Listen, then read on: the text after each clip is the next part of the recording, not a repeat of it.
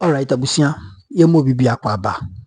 Na yemfa mbra Mega TV yem platform we eso. Paul Yandoh ene wenunu ho papa se okọ studios ekohia Hussein Ibrahim. Na Paul Yandoh eye Ashanti Regional Communications Director edema MPP amanyoko no. Sanso na Hussein Ibrahim eye Dr. Frank Amakohene Ashanti Regional Minister, the spokesperson na abrantie no. Adwimudo papa NDC for brilliant communicator. Na the way we see aton boase adrebo Paul Yandoh. It says the UDS me ankasa me former school proud UDS student. What you see?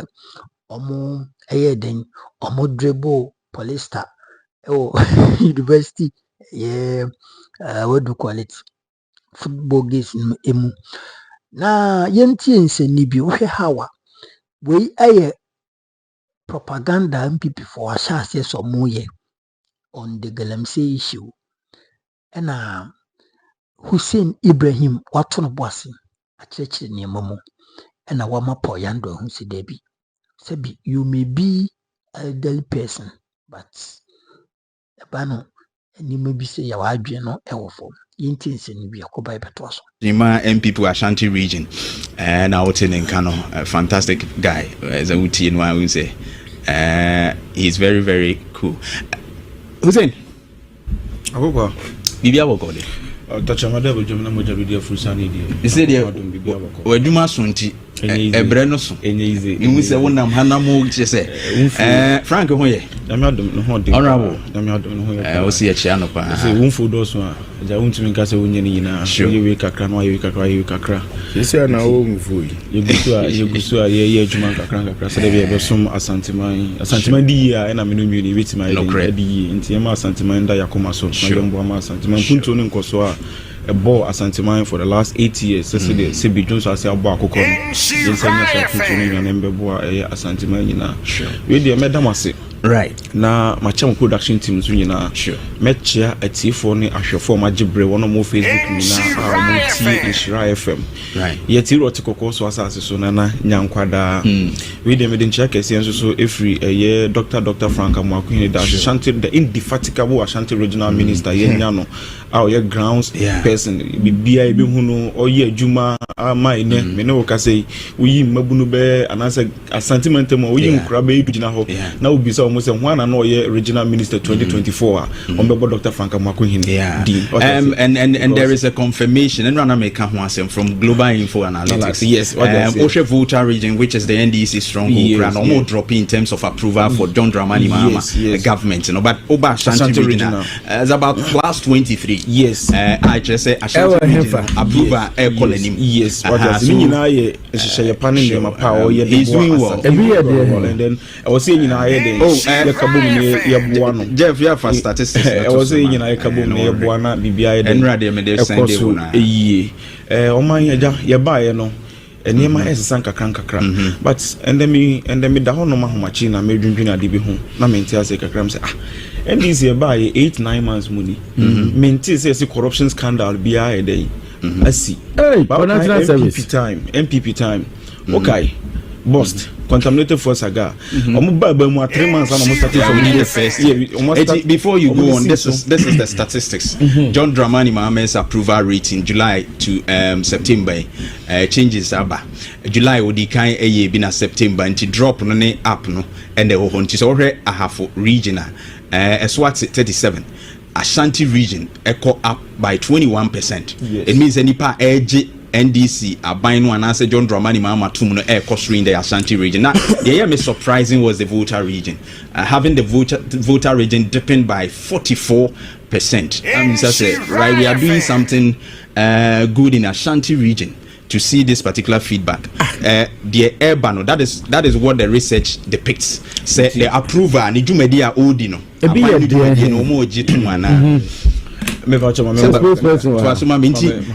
What is doing the magic?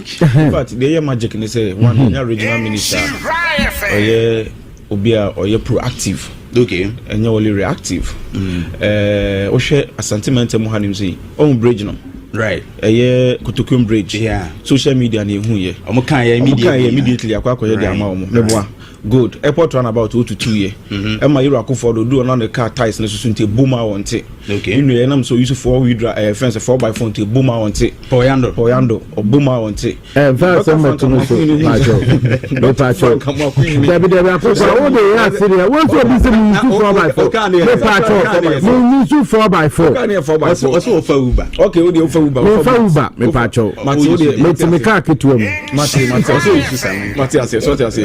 Into so what you say, and then Yakupon ya dom Abrante ko gina ho ye video Dr. Frank Amaku hini hu ye no and tempa o my day o my ye tell me kwa dem kom degree Ashanti Fest on the way as Peja Asante Michael so Ashanti Fest nko magic awaye no e bi si da e wa sentiment mo hanim sei o hwe eye yura Jandam mani mama nkoma oni ni di yura mama ba sentiment mo ba be chia Asante mai bes da Asante mai ase ye wa sentiment mo hanim sei o se yura mama o ba sentiment mo kwa dia mimi as original minister mi da ma nkosa ye nko ne nko crowflow market a asi honom yura kofo enya adwempa so be ye dia ma Asante mai a kan wura mo MPP aban ba ye ho e no mo run meet no ote wa nko wan fe rakofo adanko ho yenko ne yenko hwa mpa ekwohwe ye no so adwuma ekoso ho yes nti we ni niema ayeguso aye ma Santima eden eji eye Dr. Frank Amwako hina eden atum agi NDC amanyoko no so eden atum konfanochi heal konfanochi nyamo time eni rakofo otumfo tikokoso na nyankwada oji kakranka kada konfanochi ende ba ye no ye konfanochi aka monumental projects aye ba be ye e wa Santima ntem hanim Asantima so hunu say obi o rekoto achida no so kaso be krawa ndi na chinie obi a waye KJT market no okaso be konfanochi ndi na chinie obi a waye Bank of Ghana Hospital okaso be konfanochi ya ndi na chinie enti eniema ne we ni eniema e ka ho ena Santima ade ma Santima sa agi rajon mama dipa ne say for the last 8 years ni ehun se V8 na mana V8 na konya ne sim nipa ntimu driver ne akonya nkwa ne simu bandera mahama ba tete ne ma so ama yehu V8 bia a ye dia akonya sim se president ko be bia onko eden onko tena so ho no yehu se yewra ye maame Lordina Mahama yehu V8 bia makeups ne sa ne ma ne eden ewomu ba we nyina ye ne ma Santima hu ya na omubo eden afu bebre for the last 8 years ne ma ne eden yehu no omu so se entitle your belt no na omu do no mu ni belt hook ba ne ye ka cha Santima ene Ghana ma nyina se ye ne ma nti omu kambo ne mboa ma Santima ne Ghana nkoso yi no omu nyina agi atum ti se enyemre ebe bobo bi so mo eden wo hu but you know ebreninti you know what so we say mukra mo say activities bi wo ho yes is it today yes started a friend is saying soccer inter-district soccer in fact yeah grouping into zones ye pese ye boa na yi best team and at least 4 teams are you don't be Ashanti Festival na ya boa na omozo se hwe nyankopon ni bibia odi bi obi mu enkra bebre wo district more talent no ho ombetimi abobo yi and I love something about Dr. Frank Amwako hine you see this is the first time I hear Saturday we were involved with the media media especially sports journalists omumbra mesia no na umfa omadwempo emra na omonhwe kon befa so a emabuna omani je agudi hu yebetimi enya omje project mind hu a ayala nipa ayala ewo ho sanso ena zando num ne squad in the Ashanti region they all can sports journalists sometime about champion Jeff media sendo enuni enti no hwa wo nyina mpanimfu Ashanti region sports journalists one more ejina mu pa no wo nyina eba ho no mo and I believe it will go well. It will involve experienced people like this. It will go well. Yeah, it's a good cause. Na say unu se Polyando no so no bobo pa. So no bobo pa ti konya obi manipa no timi eyi no ti say the Dr. Frank me grant front to me so. One na me we share na ka kire me so na bobo. E kire so na bobo. What is can say omo mutimi twan front to so. Me titi na me yade. So na about titi. Titi na we say o de bobo be say ko. Enti say one etimi discover mu bia nka by this time ka blasters ka ugina mu bia Kabeboa so what you say enti Dr. Frank Amakun na ade a wo ye ne de minim say we de bia wo ne nya adwen ba we nko ade me ne nya adwen da wo ne Dr. Frank Amakun open asem a wo nkotena ka sa fidi so kansem a obia kratia no ka sa ade na Paul ka sa asem afa no ho what you say enti wo say wo sesa onya adepa sesa adepa de wo ye ebi ti say de kan ya wa friend journalist sports journalist nyina wo hu bi da last 8 years na wo RCC wo be said that into a babunu also babunu and also a regional secretary we feel so from kama on also feel from kama it is also Sibia mama can say e babunu no so mo ya de oh the Dr. Frank Amakun he dey say the secretary no Poliando betima dey aye ni ye but who criticize no so e babunu timi nya adwuma what they say now who person say omoto obama no be secretary dey say ja entimi CPC ta unti you know say ade a nyina eguso aye boss na be asanteman so in a minute what were we expecting today and that the expecting say minim say Poliando be ko hon bi oh yeah right na yambo me o no obi no babo ye nya basabasa o ye nya basabasa obi no me no ana ko nti o kese part ejiso wa sentiment mu hanko ade abra okay in fact agudi aba do ko so hon ma ni ji nko a wonim say akode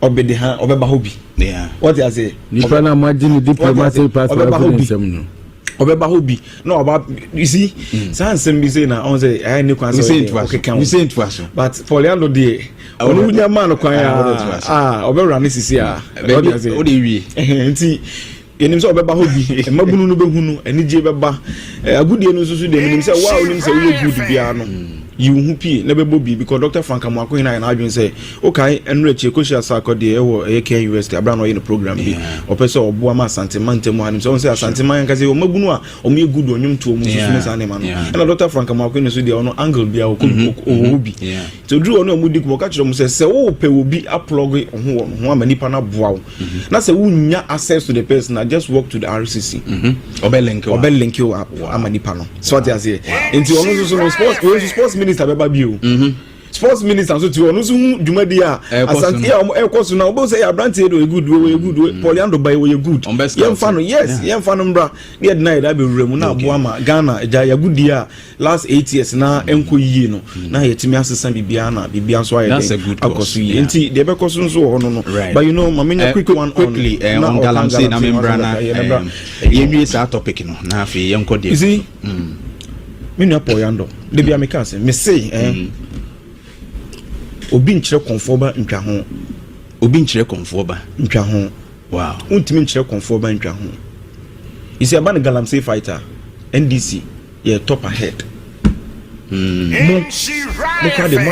and you know one thing in fact and then kwane da Poliando aka no krewo minini hie bia nan kwane da aka no kre o say galamsey fighter mu failiye what you say wajetu so mu failiye wo ko tire exams wa faili na me twere mo exams a ugina wo si mi faili you see yemfa logic me atro bibi from experience no experience to me ma wo lessons kakra opo bi experience a era John Dramani Mahama because ono waba e na wakọ e na wasaba no but these people have been in it for no obi a wa failing timi kire wade obi a wa failing poto de na obekire our experience that be waba anya hwe no ekwan abefa so ababri ase de obemu atwe ho afu that be ene yesi on say bia na ase atena se adi ewu no ntekuma atena se nyede ntonko okay ye no ne ye opposition no ye hunyema na mo ye nyina amwa galamsey fight nti ye ba ye ne ye metena se nyede ntonko ye adwuma no nti ye me desi wa jetum se galamsey fight ne de omu MPP faili ye nti wa faili a wutimi betumi fo woni oba tena wantimi na oba na nyinsen na ma bana afi na me na oba ne te nkakra na akola ketanfa tun wa de obeka kire me say obeka kire me say who 8 years on na oba ne tena ya wantimi nyinsen no me 8 tun wo wi asimu nyina dia o de interno kire say MPP aban no eni kwa say omunya the locus and I said the moral gut and I said the effrontery to talk about galamsey. You know, beside the question, beside the internet sentiment one so manto. You know why? Me the boss, unim say oh you want to me 8. Okay. And na chama want to me say you know as a communication director because omo do mo nto aba. Nto oto onum na nkasa no oh you chama want to me dua. They make out say or representing. Yes, no yes, but chama want to me dua. You know, your a sentiment mo hanim say your Ghana hanso so ɛna ɛyɛ abrante ɛfɛ no abuginapo ɔde krata ɛkɔma yiro akofo sɛ ɛyɛ Paul Yandoh boss chama wuntumi ɔhyɛ Mirim Forest Reserve or senso ne sase tanomrim na mmom oni permit say in fact onwura hokra no nko ye adwuma wo ho no yiro akofo ka so ayden wa clear no meboa but here eti anim say ope obi o galamsey kimping power sentimentum we nim say chama wuntumi because obetimi abetina mo kasa video so ayi agudie kura kire mo go da wakoto afri galamsey side we eni also onyega what you say me say enna me say reporter omo ankasa lands and natural resources minister ena de koma yero akofo ado say chama wuntumi engage in illegal what galamsey activities so clear what you say o clear no nti clear agent no kire say ampa fail no kan ye no de yero akofo de ye bi omo de fail ye no but you know why ye buy MPP for I say oba sentiment mo hanum say ya ye wo so ame ye wo tafo ye wo ahonjo ye wo bantima MPP for timi ko forest kwa ye bretu mu echo build community new community kwa ye bretu no mu ni e fra ho abrewa ninkran say okay omo te honum eye galamsey kurom honum e galamsey nko na omo ye wo ho omo te honum nyina ye over 10,000 na woni bibi omo kofa Cote d'Ivoire fo Burkina fo Ghana fo ebi wo mu enti ye ba ye na ye call site honum according to ye police on so there's funny bi omo call site honum no ukodu honum na wuhia no na wo ka kire ne say mu free hanum say adan a o say bonjour Nana Akufo-Addo MPP bonjour Nana Akufo-Addo MPP so the first one tia say galamsey yes na mo say bonjour Nana Akufo-Addo MPP na che say MPP for na de o ba ho nti o maka kire mo say so bi ba site wo be pamo a mo bo MPP din anasa mo bo eye Nana Akufo-Addo din o meja mo yes unim say 10,000 o mo nya Ghana for ni mo uduru bonjour nko na soldiers for ni timi no mo ye den eka ene yes yes me say de ye obeka obepam mo no obekọ no masa ba ho eni wura mama si dabi monko na monko se kuro no ene me no ka say ya hye kuro no dwebre abrewa ninkran 10,000 no mugo mo ye galamsey no ya hye wo mo but you know one thing ya shiri pa mo containers ya sin no ma wo nyina ama ne galamsey activities ni hono mu so ayeden koso ewo hobio but you know one thing mini apo Yandoh so asa ma shiri pa no eno no kama oti asesa ampa galamsey fight no ye ni abra ayeden ye fight ye ba ye timi ahye eye kuro a mo ba ye mo na mo build ye a mo de ye eye galamsey activities e ba ya hye no isin ojina honum say su say nsu oko central region wanko sentiment mu hanum say because no sentiment mu hanum won nam ha ye beka say utumi boy ne ye be chena bono enti on call rivers won say bibia ho but beko central region of the day abon oh there be on say wona wo call so ye yes o ma ho anoma kokoni okọ atifi ko hum so a na oba na afọ bisa so wan ne ho no kwa de omba meka so wan ne ho no yo oba na afọ say ndisi fo na ye den e ho no ye me kita bibi wa hanum say me de onza me pe fact me communicate a me pese bibi anokre da na me de nokre no to o say omo ba ye ne nsuo no nka ndisi fo ye ba ye na ka so ye yanka baris time kan so no ni aye den ati you know we say galamsey restoring polluted water bodies will take 10 to 15 years. We are toxicologist. I say Dr. Bright Boama, a medical doctor and a toxicologist, has revealed that it could take between 10 to 15 years to restore Ghana water body polluted by illegal mining activities, commonly known as galamsey. You see, you go so here and kakran. So on videos we bring mo nyaba a friend saying yatiti. Ensu ana asay under MPP eni sesa en kakra. He ankobra ye nyina yehu ankobra under MPP o. Under JM number 1 yehu ankobra. Rivertano yehu under NDC number 1. Munfri so yehu ye. Bia yehu ye. Enye se yehu sa nema mo ye nyina. Enne ye ba ye no. Ye de ni hihye ye gu akwa ma ye pese ye de mitigate ye de fight this illegal mining activities ayekoso ani ntia se ye nsuo ni ye nsase. You know why? He aya na me de bia asema make a change before ni say menya nkomontena sidi no munye den omonhwe yen because mo ana mo ka se munja galamsey 2 galamsey 2 china and then this year by no Yera Mahama political war no ho ogusu a all fight and lands and natural resources minister obekachira yen nyina say galamsey fight ni say forest reserve biano ya declare hoden security zone meboa nti say galamsey na obekọ ho de akọ de betu biano wa ujejereje obia ni woni problem. Why is it difficult say mo be declare state of emergency? I didn't see the declare state of emergency. MP before you see a declare state of emergency on make demonstration. Why we can say declare state of emergency no? Why we say declare state of emergency ah? O make demonstration. Me say communication director but you see asema okay na communication director na ka say against the government communication director mo the government so o party say yenti na mo the government what you say communication director na ka say what better it was some you yeah no like the communication team mo that will be them no asema waka e na wo so utie no enye wo ya akra na say wo nya akra enti galamsey fight dem fe ni blue water gas asema wo ka no blue water gas utimi nya nipa mo mu ntwa nso river ankobra unim events say the way seteneko utimi nyankofo mu ntwa nso no hu nyina nhia ndomo wen me kire wade ade a wo ye hwe yefa say enso bi yefa say river e flow from her to Santas roundabout so gina Santas roundabout obetimi a check the turbidity of the water okay and then so ko no ko check na bia 500 na so china oko check na 550 e ka bibi kire ne say then illegal mining activities be yeden e koso baby then no de na so obe blow whistle no afre the security agencies no omo in charge of the fight no mo mai dan ba abeboa akum apam sankofo na yeden afri honum ti say woni ma nyese o masala wo nsuo no ho say omo fight galamsey right any ade wo so ye de hu enti me eba na galamsey fighter minim say NDC ye adwuma any be fight galamsey wa obe wa jo say o ye fight galamsey no also be fight back in be fight we right enti NDC ni be galamsey we me kasa asem we so twam o ye NDC ni na o ye galamsey wa asem ba me ba betena do me say bo chi no because galamsey na o ye no when the last tree dies the last man will also die definitely and so ye nkwa ema yen yes water is life intimi international ma won say me so ne me say and then PP 2024 September Professor Sampene be catch say o ma me yare na so enfan say bia be o ye galamsey na say owu onyim kra na so be wo no du konfa no chewa obewu akra na akwa na nya deformity na ni baako na so baako na yi baako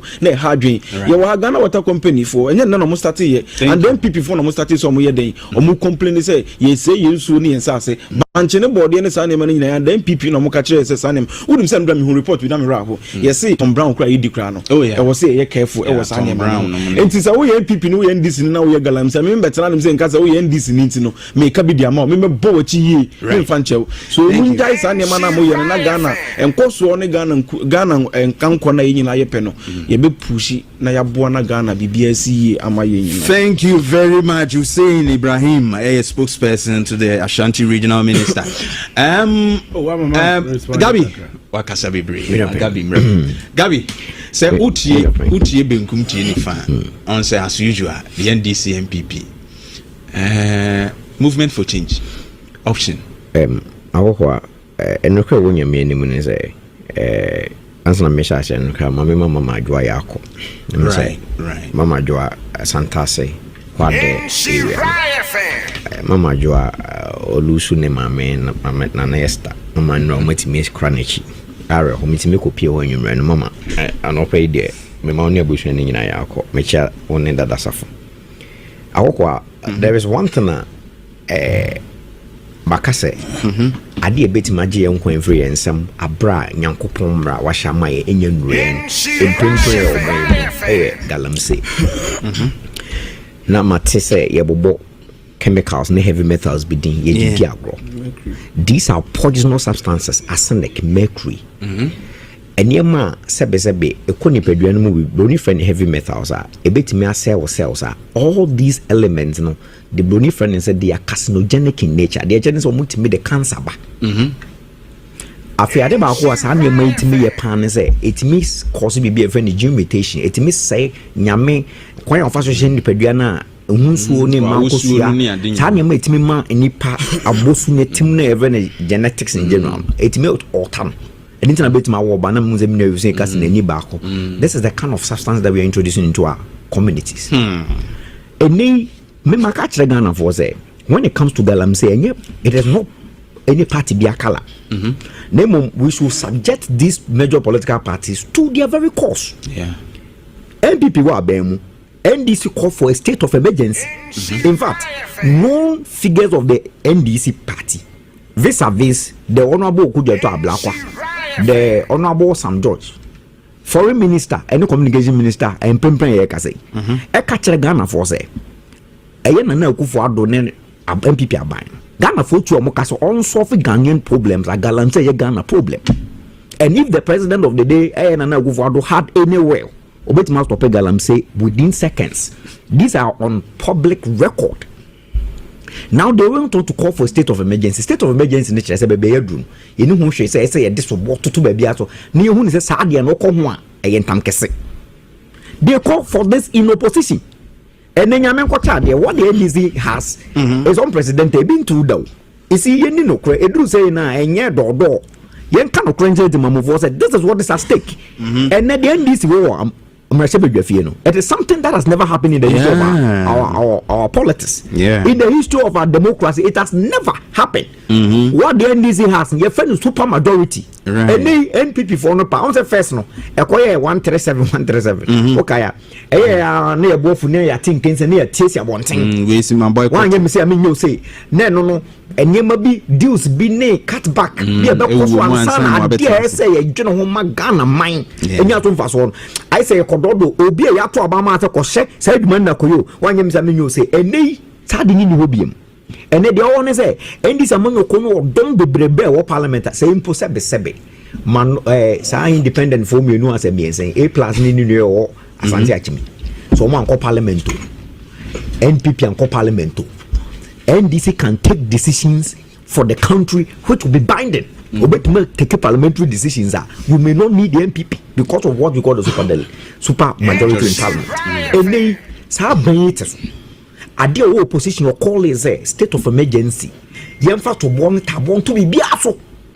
Whether licenses or no licenses, anything minor we should ban. Declare it as a state of emergency. Idea a dim a beji and quanti yemfa. I am saying, don't you know? Come on, some. And then you be out said that you know. Yet, I mean, this phone call didn't say, you know, Nanyama Digo come say, yes, excavators, yes, excavators, yes, Galamsey structure said no Uzenkan. These are some of the mechanisms or mode by a TI. The NPP government arrested people, some were granted amnesty and sent back to their home countries without even trial. Okay. NPP are managed to excavators. People were saying that, oh, you're from MMDCs. And yes, MDS near from Koya coin. And the court regard the drip ideas. And you be MMDCs. No, almost from Fine or Mukumantem. What happens to these machines? Those machines were found their way in the forest. Yet, Galamsey 500 money at about to 2 under the NPP are buying. So, what it means is that the essence of Yanche excavators, no, it is not workable. In fact, essence of Yanche temporal structures, how expensive are these wooden boards? In fact, it is a need. The only remedy, I had the privilege of going to Galamsey site. Campaign time, baby, Galamsey. I had the privilege of going to Iron Free on a project with Lawyer Mo to see some plantation. The kind of havoc they have done to our lands. See, a betrane, Kaunhubia, May Sabezabe, Yena, your warm Finfiana, Yunpodan, Yun Sudan, I am Kogalan. You might think it's a joke, but Onya, Akunya now, Uncle Brass. I beg to differ. Uncle Bra is a tributary to the sea. Udru Okoke Kosa, Ufra Kosa. There is a town. I hold now Uncle Bra Kobopun. If say a child the ISC or young it is brown. We see the sea has a way of in so a flow and mexia. Also, we say coloring a different even if I don't sort of in so we if we are by way. Oh, shed that. I said this way chocolate. I don't know why or the fraction. That is the state of Dango now. Let's not anybody like kid you and also being that down to tune for trouble and he said that I'm saying sooner when you say tell your government to set up because if this rate is nearby and one of the critical issues downgraded the public approval of the NDC currently is the fight the narrative they gave on the table CSOs I approve a state of emergency. Non-governmental organizations be officially said that was the only way out. The Christian service, or the Catholic bishops, these were what made them supported the NDC and their cause. In the NDC are buying back excuses. I'm telling the NDC government today that all mechanisms have been exhausted. All these have been extinguished. The only remedy now is to go into a state of emergency. Any LI 2642. Yet say how now me say NPP are buying that particular moment. Na me before what is our buying so oh yes and forest idea to on train chiriman chirima de mrakeke ko shas ko yoguntrans the kind of havoc we are caused to our forest unim any these are man ko ka ombe twasa amrenum within 2 months or some few days in government. Now what we are hearing amendment is different from repeal. Still na do how ne beba it will bring that havoc. They say any omampanyini ebia o de Farida said na no obo Farida o UN assembly say oh says Farida betimi anya ne ho adidim na watimi anyina abaye oba na ama no opportunities one here acidic be kum Farida before she's 21. If you don't take it no you see say obe omampanyini gina simpie so say obo nyame mpaye say nyame she was making a good example, and that was a very good speech. No two ways about that. As some can say, Obon say Farira Benini, no what me no opportunity so bar. Right, oh, or can even talking about the vice president for a moment to the honest office. He was trying to depict say, Nyame mo a man who bang. The Farida were the 18 count. Now money unity be no opportunities a man who say oba so also bet many agina point and I make a chom of Benis or Mabani kum galansia as an zinc nigga can ebe kum Farida before she's 21 ebe kum minia doma before 39 ebe kum minia ya pokia before 40 so e be omunum yensu one catch the to come say enso be ko bobi mu ebe catch adentina na yete those are young free areas no and more as an buy na kono nyina they are having these issues in cassava obi kofa kono go the bus central market ma be to bi me de ko yekuma santema mpon ebe de won say free galam say side and say free galam say side banche ne buy de abon say we free body we free sama boy no this is how serious the matter is enti ye betra na be MPP NDC de bia akokwa the ebe kuyen.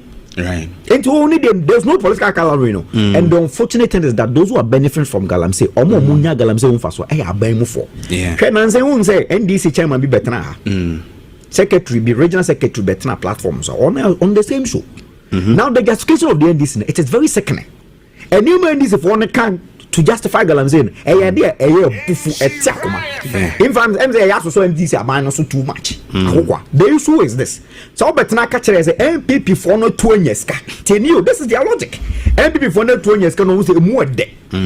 Now they want to incite the public. Say oh, a more day the any yes we can say or moon fast state emergency to so no munjai.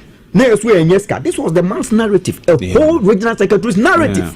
Say MPP 2 years, MPP 2 years call census, they pay dearly in the elections. Yeah, I was disappointed in him. They pay dearly in the elections. Is it the Bono? Yeah. Yes, NDC regional communication officer Bono Region was on this program with myself and the Minister Dr. Esken. He made these comments and I was so disappointed. Emphatic. Now the logic is this: so, MPP 2 years. And if you are best 2 years, and you MPP form for press and 2 Ghana voters say bandit. That is the logic the NDC is putting out there. NDC so Abema be now the why I'm pam was one see. Me na me ne be nua panyin Paul. Yeah TikTok 2B e wani mama me dey gu no so. Odi tum say sometimes who Abema was so sisi. That is why yeah a certain buffer zone. In this buffer zone open go for be omode sika intimi se so margin. 2 intimi se so margin. No more than Vanguard am say be obit match say radio. MPP are buying na yes sir. In the NDC are banning the same kind of mafaso. Politicians, George Mbeka was a politician never learn. Sakwana NDC are man okone namso. If you are justifying the MPP 2 years, which is on record, or mass census, it's on record. The MPP, they know. Oh, there were words like party here, scars. And the NDC, Obana also this uncommon area. Remember, the MPP paid dearly in the elections. Yeah. With this, may say there be only one report. And let me tell you, some of the cardinal issues the MPP this Galamsey matters. And if you look at it, the approval rate here, go back. It's telling you from 73 to generally 67%. Dominated. Check. And catch you say check. Oma drop it from 73 to 67 check. Generally. Why? But region per region. So here is only about Ashanti region for me. Kakra. I'm saying there was this mass excavator. There was this mass excavator clearance. And once I'm by being transported in the evening. Bible so yeah there uncle why will you transport this? The justification is very sickening. Mampeni say a traffic. Tear me. As a highway person. You have to be traffic studies. Civil engineering too broad. I my specialty back a highway. Traffic studies, one of the key reforms are through road safety commission. These road users, those heavy vehicles, they are more specific period or more travel. Into long vehicles, you meet most of them than daytime. Yeah. There is a policy direction. One, they will not obstruct traffic. Two, they will not cause accident because of fairly breaker. Because the days traffic are massive, people are moving around. That might be the reason. Me. How many of these vehicles are seen on the stretch on daytime? What are the regulations? We have flattened those roads. MTT, you know, we are getting no fairly break on another junction. No, Tiakobo, why you them Yamek to come? Where are the laws? Adam Kwana Galamse like these vehicles are excavated. You want to transport, say, oh, they enforce it. You see, said Diabunia Dimo and Amwagan. Yes. Selective administration, selective application of the law for a betterment that also has killed the country. But won't you agree, say, maybe away a government action, and so we should follow the law. But private individuals should also be made to comply. The central thing I'm even putting across board is this. Sebe, Accra no we GHS no tesa man boy body. Wasa menfi. Only called the better excavator. Okay. These are bought by business in government. Me say mamika be binjro. That narrative Aban here scam on party here scam. FSC man. Ebia point this for anything. I'm telling you, this was a narrative that we condemned. Whatever, whether it was doctored audio, whether it was original audio, the bottom line was that there was a set conversation trying to fool these galamsatans. You get the narrative. I'm more or minor cost the party. Yes, it's all to so long. And then I say, I think so. Obey surprise. Like an enemy has a many in this incident. No, when it comes to Galamsey, because if any on record, government you say, and no, he's even warned his people. Maybe these boys are. My days in Accra before I moved to Kumasi because of a Juman Kagaga. They are sitting in my room. They are now on site. Over from on site, and they're doing Galamsey. You see, yeah, and I'm performing to invade into that. But I'm telling you, they are embodied, and it is also at the presidency. Meaning they all do play also. For Yandoh, meaning they all do play also. And then it's unfortunate say a topic say the matter for. But these are matters. But these are matters. Yeah, very necessary. And Rami who Tom Brown this thing. I mean, a touching them say when him say Kwadano say almost shasi na no for no mu twa kakra.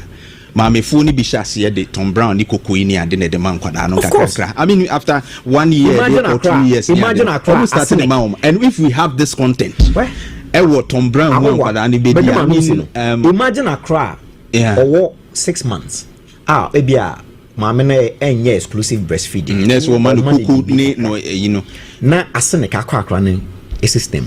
I will tell you an authority, many doctor, but a little biology and the effect of arsenic as a poisonous heavy metal. Accra will not span 3 years. Either she dies or she develops cancer.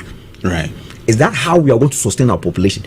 And then I can tell you an authority on your platform. This is a very big platform. They catch this for pain to their face that they lie their way through government on the matters of Galamsey. They lie to Ghanaians for power on the matter of Galamsey. How do we deal with it? Come for us to do command. You don't expect one champagne to be on any river. You don't. So blue water for them who say okay. Turbidity levels. How? Don't know the machines are there. You see, look the one. I'm just pressing your point with this. Jeff made the way be and we actually comparing 2024 to 2025. This is how serious it is. But as of September, and we could see central region Prano is 2024 14,000 NTU, and then now we are around September. Yeah, you 94,800. This is Joy News Research Desk, and it's worrying. Whenever there is a surge in the turbidity levels, then the blue water will know that there is a supposed Galamsey activity be there. That was what he said right now, right? Look at these parameters. It tells one thing. It's on a surge. It's on a rise. Yes, that's so what I'm saying. What it means is that Galamsey activity is on the rise. His own logic. Yes, because he was even given 5 marginal incremental levels. But look at this dimension away. We water for okay. Me was about air swimming. Yes. No swimming kochi illegal miner. I don't know swimming call left and that wave no didn't call. But I think the blue water. The blue water. Some of them are doing well. Videos some of them were. It's a scam. It's a napko. TMA. They didn't come. That blue water. It was job for the boys. It is a napko. I'm telling you, it's sustainable. But you still need to be able to go and do the job. Not two men are training more with body flex, the ability to shoot without missing target. Had filled in the combat of Galamsey under the NPP government. What else is a high school for Mumbai Fianfian? Do you know how they are weaponized? Do you know the kind of machines? A two on the one side. Recently, I think they Galamsey one for Bino. But they were not supposed to attack. They are supposed to whistle blow. When they catch on to who? Oh no, who's Obejao? Who Obejao? He will shoot you. And I know National Galamsey anti one for squad. Omoko campaign down the kind of a tour. Ukuta Galamsey ni matuma for ne banseren. Now I crowd and feel fear way to send me a midi. It was all. We should be serious as a country. Thank you very much. Thank you very much. 04.5. Abusia Ugusua utie kukrentu medwumedie no. Na se wo hwe no ma na ekoso no a ehia se ye remove your kids gloves na ye de ahode kese esikum because John Dramani ma ni vision na ode ba no we all happy. And a bit more ya ama so as we na utimi ejinem looking at the approval rate and no next utimi hwe ni yepa Paul Yandoh yanko back ya brain 30 seconds on that. Oh no, that may can be better. I guess I want me come and penny you and Nibi. But not the American where he said Omuka the minister ma bintino are you on bridge compared to Atafua bridge. It was more important for the people, the community. Why are you doing than Atafua bridge na anywhere in Suota among for car in Suota. Any baby and say she wrote a year were region. Then now Philip Road. Our airport run about the minister. I there. Let them be serious. Don't down, please. As a minister, only for a demonstration. What sort of priority are you setting? As I make county, me see who quite do so say the highest idea that whole and say one coin or do so or real coin contract and so who be bobo who see him to me na Galamsey the difference between a Galamsey and a legal mining license me boy let us we are centrally Galamsey our license. It's not only the license. I will not agree. Your act, so we are driver new car driver's license. Na no maybe yes we e can license no. Wa anya yitimi chu. Ebi o ha empake our park yitimi chu fine. Are you getting it? It didn't mean just me car driver's license no ko ade mitimi the car dey me pay. It doesn't mean that. So there are some who have license and are still doing Galamsey. And I make a joke say, who to me on your Galamsey, that is one. I said that let me clarify let me clarify in your send you what classify send you what classify send you what classify who to me say Galamsey. One, let us establish it. Oje Galamsey because our licenses our mine properly. He's a large scale miner. To say Ibrahim Mahama. But we had the operation. Me pacho. Me say okwa license to say Ibrahim Mahama and then you black voter and your mountain you see among all mining. Nine year Bundy what said a contam mining and the others within. Today he just mentioned say NDC lied their way through. That's a fact. It will control to Jamaun to me. It's cameras now. Videos by any other one. No, what is Hong Kong or the buy? One for Cobramba. Or Botano, no, it's a one. Tano for us. And I may say, one for Uncle Bramba. One for Ayensu Amba. Uncle Braka. Yes.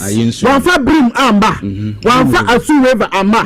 And so I don't think I know Kwane there. It's the American cited us. He cited. Now, we to me are seizing excavators. You're seizing the pickup. You're freezing accounts. You're revoking a license. So who is on Tamo Milk Forest now or mining? Who is there? Okay. Yakat will say MP Moa. Ewo friend is our real constituency and only journalists go and can you nananum say mini MP no on parliament for yam jakwatino mampanin kasa ya no UN he say Nkrumah through him and the way I know more applaud through someone who work no in fact omo kasa e kudi upon Nkrumah can be applauded says in nenije ho and Eugene Bobo Nkrofo bebre from your party. I mean John Jandam munyina they were actually saying a lot about him. Who is saying said you see kasa bibi man ye wani da so you made that say na in fact omo make o man say mu na 3 minutes yes o make ma ka o man say na me power metie no oniema miensa efa President Mahama na dia okoye wo UL ho de bi kan say wo mo koye no te say dia na Eugene Eka no obi an sha ban ne say on fa list emra bontin say ye twa budget ama kwachi ofusu a wo pe bi agenti danka obi etu kwan na obobodie no e ka be na wo ho a e wo se Ghana for bo but wo se o yes ade no de kato so nti ono na de list of nkofo ba e ti ye twa picture no ne hu za mafu ogumu twoboi abra omo enkoye hwe wase ade ye hu ye e ye mampani pe ana o kasa eno omra biem na omchechim na ye nyina so ye nti ye ho ase.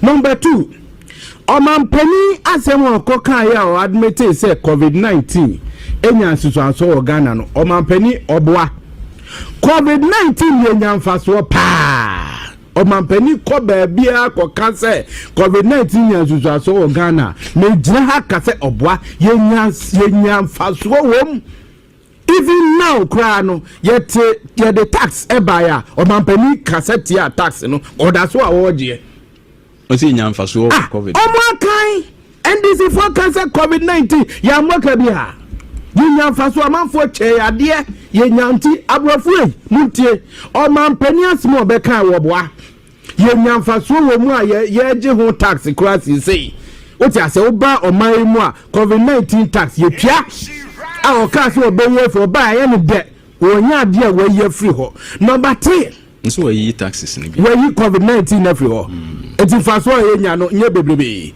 oti ase wade ho ade 8 months ye so 9 months wade ho tax nti faso wom ye oboa asem obekan no COVID-19 amampo ye de na nya no na mo de defense say na afọ me ka wonti de asem abase se ne ka asem abase se o mampani ye nya faso wo COVID no ho eti you na abrofo samu ntitwa ye ka che mu say faso e ba de ye toso be pa cho mami kama sem de o am 3 minutes de me susu me san me kan 1 minute de toso esoso eye say Israel for ne we are some ordina anokotum no o mampani be so me pa che wa mampani say asemu ba no but it's international politics international politics say geopolitics yeti Ghana ha Israel any Palestine for between Israel and Palestine for any for na Ghana for yenya emfa so efri ana ya hotiri ya na no agya hyehye ba ye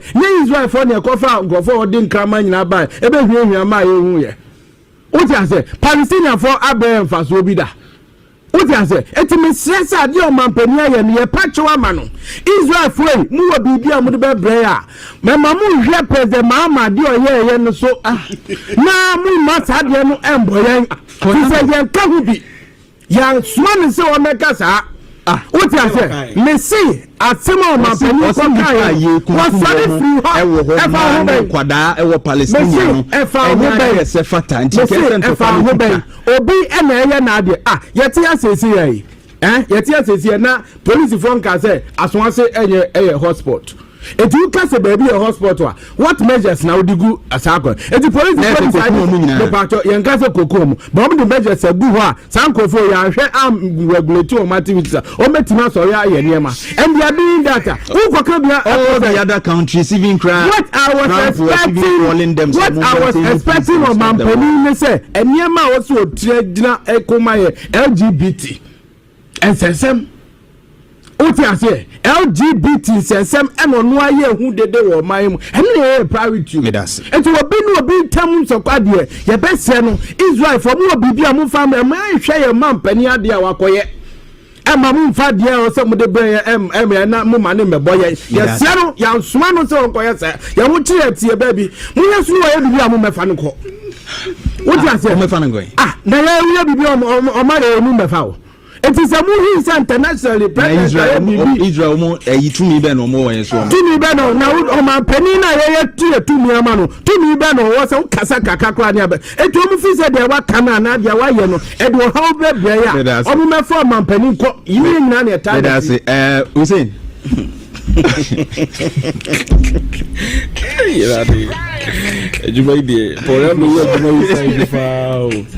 you know why meeting no say na mayedi so ho and then me nim say tie no be hu say onim asem ni mu bibia me just want tie Jandam Mahama yi anything na okaka every sent ya no quick you know something MPP omo nim dia kuku damfo a omo ye MPP for Paul Yandoh uti o hwe yewra kojo pankroma onim de MPP penyini ne trima bo bill e MPP amanyuko no Paul Yandoh o hwe abuginapo say the make an uti de o hwe former finance minister ne trima bo bill eche Paul Yandoh former finance minister ebano amanyo obi kase debit ebano amanyo semu enye didi ate amanyo semu na metimu mo bia me tia ye debi no obi awa right to a finance minister there amanyo semu che obetima kana sem se metimu abobe ba ho meka se che me amanyo semu you agree say all seniors he's talking about one senior member in your party. Yes, but I don't can say chair me he says here. Go friend better ha. But me tears me too much Bobby. And I'm but are you in school go? Are you your senior member school when it comes to the party? My compare me. Okay,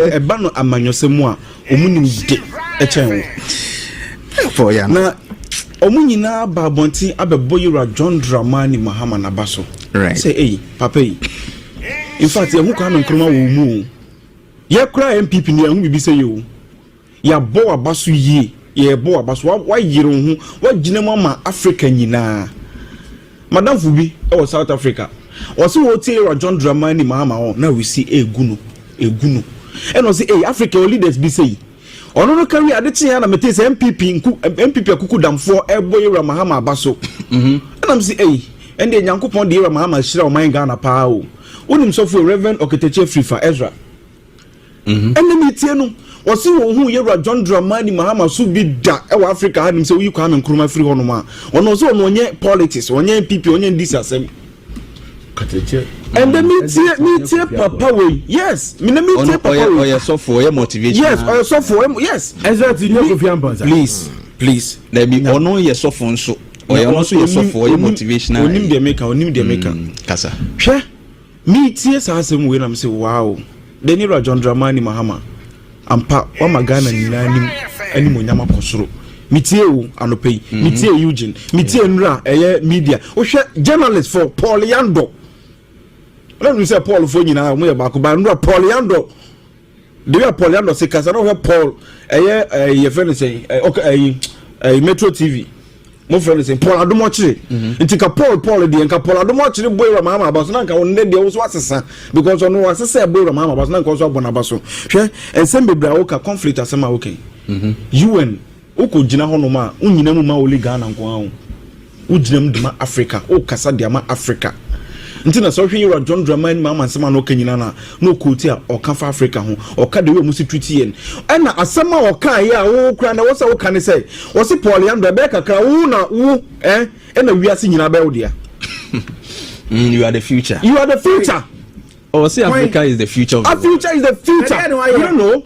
Oh, you see. Also on our own to only Ghana. That is the problem. When this is for the on our own to only Ghana. Only when you asema oka nyina oka Africa nyina owe ye no say ye natural resources Adada musa ye sorry a we mo be fa de won bebre de ko na mo de kwa develop o mo honom na ye na ya ka wa hanum say no na ye ko ohia mu right covid asema osa kan ye no so no you know or say COVID-19 be ha o man nyina na esa the real Ghana ye poverty yes I no kan good or say Ghana you see one thing ye or say abeboa yen amayeska what Paul Yandoh na kasa asem me bamba ezo ma pere obu yen kwasiafo me ka man panyini bio bet na o me panyini kasa asem ye kasa the be affect you be your positive and negative what I say put me ko kan only the positive you can only the negative and all can statement na John Dramani Mahama ye kan ye no ye nya Ghana for mu wuye Africa for mu wuye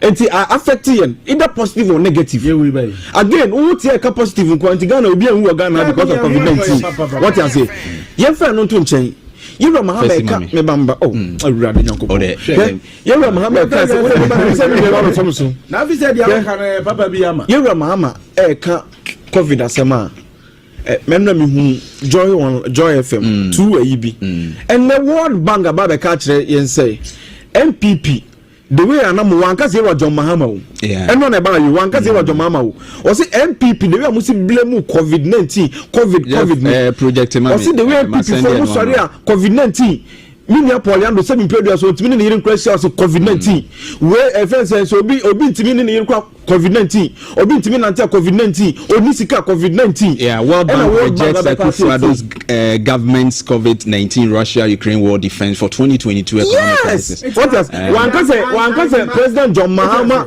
listen one say President John Mahama then mitie Nana Janto ka sembi won me trans bi am say Nana Janto otrima bobi pa woni masem okan wo say ade ba ko eye ne de pa wo Ghana hadum say sisi ane say NDC ye ba power no ohun say NDC communicator bia betena TV so blame COVID-19 Russia Ukraine what I say Arab ntokwa see Iran ntokwa see on things NDC ni ba blame bank MPP fo a enka blame so nko a enti ye boy Mama abaso de okoka ye no emma na obo mu din e wo amansan dwaso no ampa e kire sample leader odwene because only first person who appointed female vice president.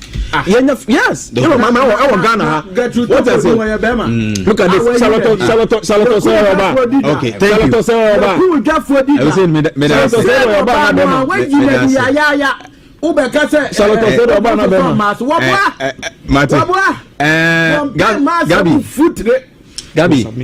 Gabi, I mean to you. On Gabi ne ready am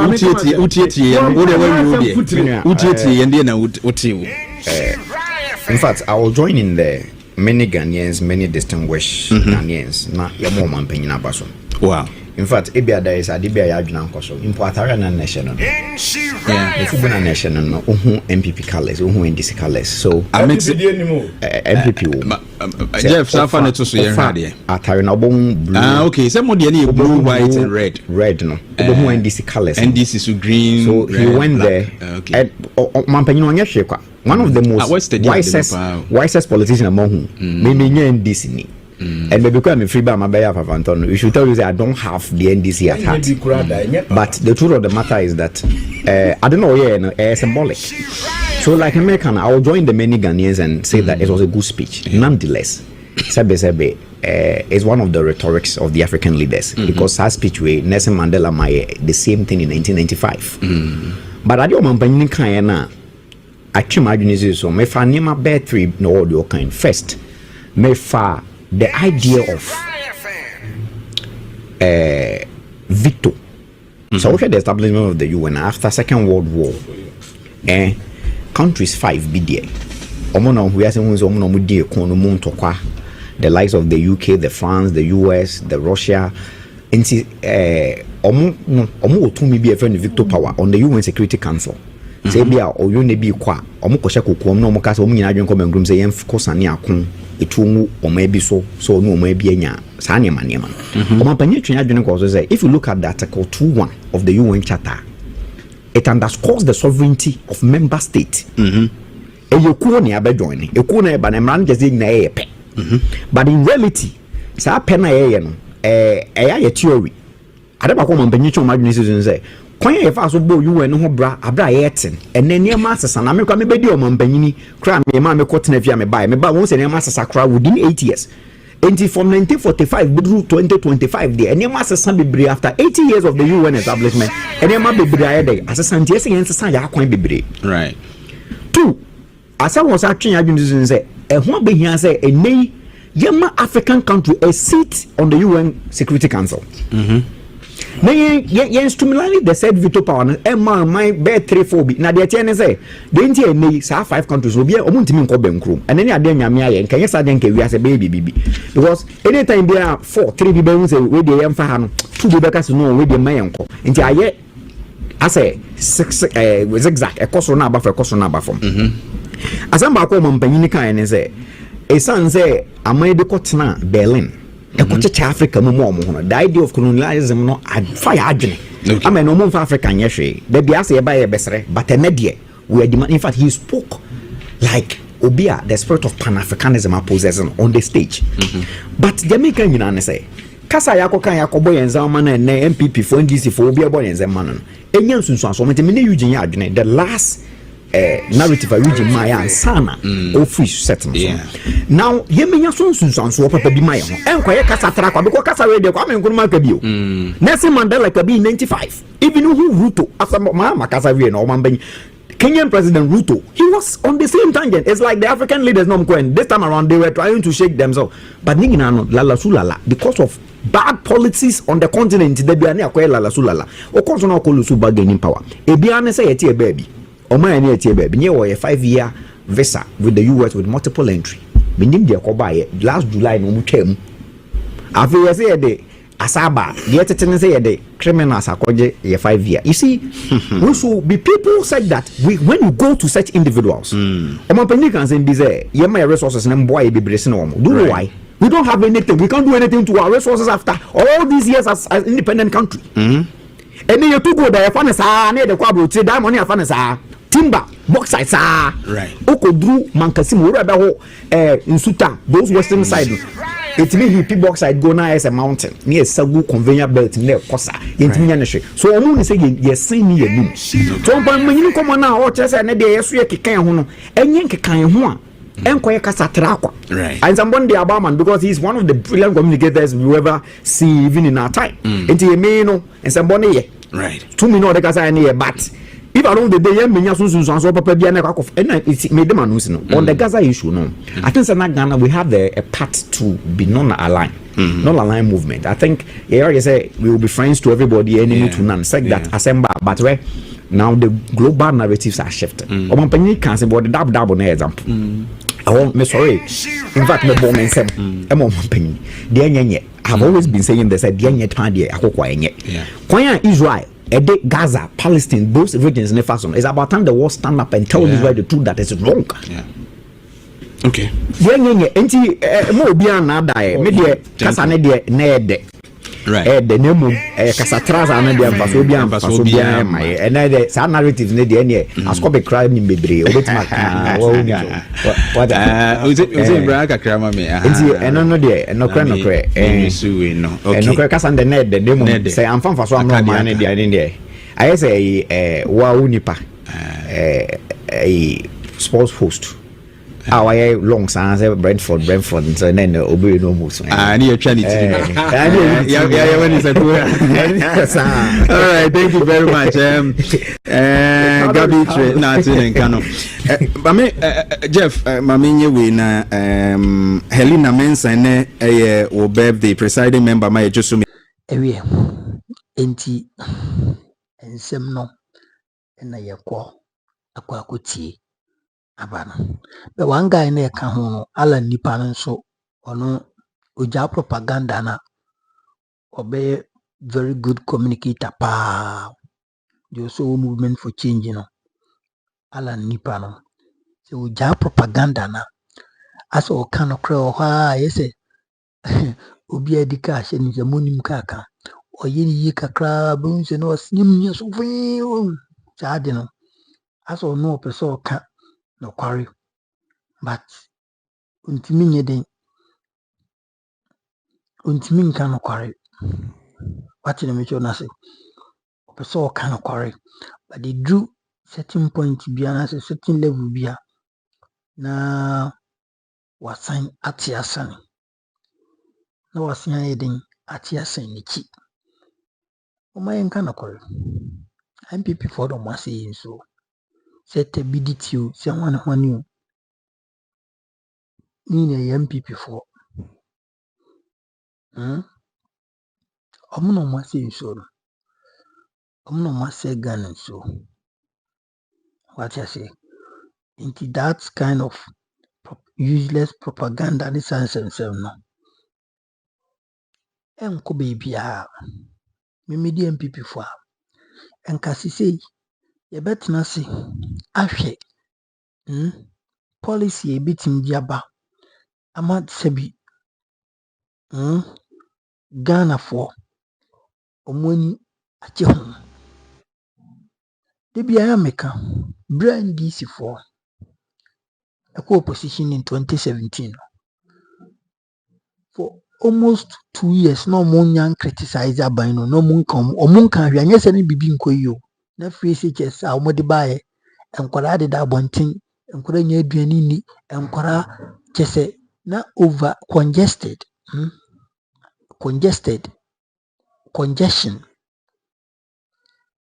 koso wo schools ni na yo mo policy o mo de baaye but then NDC for anka ho asem they kept mute as they kept muted they kept quiet so maybe o mo duru yo mo susu se o mo nso wo policy bi they have policy now policy na any so mo de ba epeboa ama Ghana ejina yi into mo shase so mo bom policy hu dawuru what I say omo shase so mo bom policies hu dawuru omo anye propaganda say the MPP for omo shase about 8 months 2 months omo shase omo on the kompo besi mo benya gotal minim gotal kompo mo minim na be mo ya po Yandoh tu asem bi o kan bi esebi odi gunsani ni a enko bebia you can see say a pure propaganda and hatred and what the my pan way especially John Mahama asema ono John Mahama akoka UN assembly US I will be born in some man po Yandoh nkwa say including your party members na me ba no Amin Adams I think the former finance minister omu bo mu nsem sha at the moment pan wo de won kwa pa obetna ho no Ebeden Kevin Taylor nkasi utiti se kusi. Mumfanje amina meka media kwara minkada. Mumfanje me. Kevin Taylor na esi se uti etise kusi sebi. Unka asem papa. Obie bo papa yabaso. Unkwa se wodie. Oni ne nya adwe. Nti no eno na yedin. Poyando. The be me read the comment section ko focus you have lost your field. You have lost your field as what? Politician. Enka the best field any senka oni ye papa ye brother e bibia Kebineza nom. A Kebineza enka ni mu etwesini. Oni sa nkofo no enka mu ni mu yeden etwesini. What na me chona say enka wo ye sini twani anase wo ye comedian. Enka wo can say my incident funny serious. But because of cheap propaganda, cheap politics, I no krumantino. And I will pour Yandoh in your mouth. Our casa. And it is sad. It is really sad. The casa biobe can be also now so the analysis biobi and not with a poyando and some more can so. And Quadanke to work your most studio. Hussein Ibrahim. When young Fiacoso 28. Any Alan Nipe so Oshon so a very young guy on 30. You get me? In some corner we whoop and also to we can call 40. So make sure say we 40 crack. As a more casem na say one casa who's a simo can more air blasting me and out to on my video who did matem. Oh, you say now can say that is a typical MPP. Typical MPP person who can crash and who did not. Typical MPP person who can crash and the way you need who training us. I can't say hey, what I say. We can't get to baby. Now why then? Na or pisa the baby. Na or can or cast away then. Hano. Because he will never learn. He will never learn. You can conform with sin so quick. And before, do you have morality? Do you have grounds? Morality. Do you have it? To even put your mouth. Put your mouth. In the matters of Galamsey solving. Was all right. And India no Usubempa, a piamoto mano, and it's to Usubempa Wapapo. But you don't have that what? That grounds, that morality what? To even criticize NDC on the what? The illegal mining. Galamsey. Because who cause some a mo and a mokosi? Mona muye den, muye. Who cause some a mo and a mudijinum? Abusia for Chawaju comment session until Hussein Ibrahim Yankupo Israel. Keep it up. Thumbs up. Any Alan Nipan so ja propaganda and I want to be a good communicator. But one person be kind of you know the truth. But that's all person the wada. Wada can no no you nipa. MPP bono Modigana and your bon ketwa. Intinanya within 8 years, within 8 months, I know ye be solve so. It will take time. It will take time because they have been destroying it since. Etipoyando de MPP for Diacro. The Podi Nikoye, Ashanti Regional Communications Director. A bed then Ashanti region vote is on te. A bed then a region Nankofom. In fact, Sana, woman Unwa Nunkosuani. Sinino any comedy no TV so pa so wajin macra bye bye.